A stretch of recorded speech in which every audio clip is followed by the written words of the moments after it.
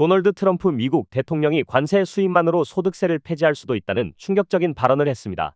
실제로 1800년대 말 미국이 관세만으로 국가를 운영했던 전례를 언급하며 관세 수입이 충분할 경우 소득세 폐지를 고려할 수 있다고 밝혀 시장에 관심이 집중되고 있습니다. 마켓톡 2025년 4월 15일 미국 증시는 하락하며 마감하였습니다. 장 초반 상승세를 유지하지 못하고 오후 들어 투자자들이 관망세 전환 및 매도세가 확대됨에 따라 하락하였습니다.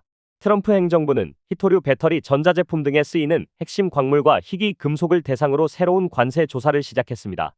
어제 의약품과 반도체 제품에 대한 관세 조사에 이어 이번 조치 역시 국가안보를 명분으로 진행한 것으로 분석됩니다. 뱅크 오브 아메리카와 시티그룹 모두 신용카드 직불카드 사용액이 전년 대비 증가했다고 밝혔으며 미국 소비자들이 아직은 건재하다는 신호를 보였습니다. 다만 기업 부문은 관세의 영향을 선제적으로 반영해 재고 확보와 투자 지원 조짐을 보이고 있습니다. JP모건의 수석 전략가 두브라브코 라코스는 2025년에도 시장 변동성 지속 가능성을 경고하며 연말 S&P 500 목표치를 6,500에서 5,200으로 하향 조정했습니다.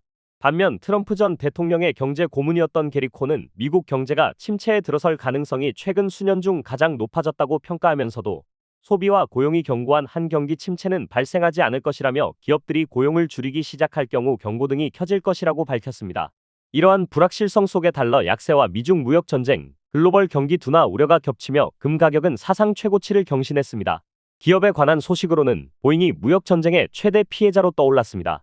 중국 정부는 자국 항공사들에게 보잉 항공기 신규 주문을 금지시켰고 기존 주문된 비행기도 승인을 받아야만 인도받을 수 있게 제한했습니다. 여기에 보복 관세로 인한 생산 원가 상승과 공급망 불안도 보잉의 장기적 위험 요인으로 떠올랐습니다.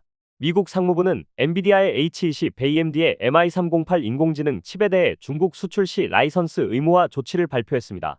이후 엔비디아는 미국 정부가 AI 칩 H20의 중국 수출을 전격 차단하면서 무려 55억 달러의 손실을 반영한다고 발표했습니다. 미국 정부는 상호 관세에서 H20 칩을 면제했지만 국가안보 이유로 별도 수출 제한 적용하며 사실상 이중 규제라고 평가받고 있습니다. 시사에 관한 소식으로는 미국의 새로운 관세가 본격 시행되면서 수입 급증세가 둔화되고 있습니다. 중국 경제는 관세 시행 직전 급격한 수출 증가로 1분기 5.4% 성장을 기록했지만 올해 전체 성장률은 3%대 중반까지 떨어질 것으로 예상됩니다. 중국과의 교역 비중이 높은 미국 기업들에게도 부정적 영향이 예상됩니다. 한편 미국과 영국은 새로운 무역협정 체결에 근접해 있습니다. JD 벤스 부통령은 영국과의 합의 가능성이 높다고 언급한 반면 EU와의 협상은 난항을 겪고 있습니다. 이유는 식품 안전 기준은 절대 협상할 수 없다는 입장을 고수하며 협상이 진전을 보이지 않고 있습니다.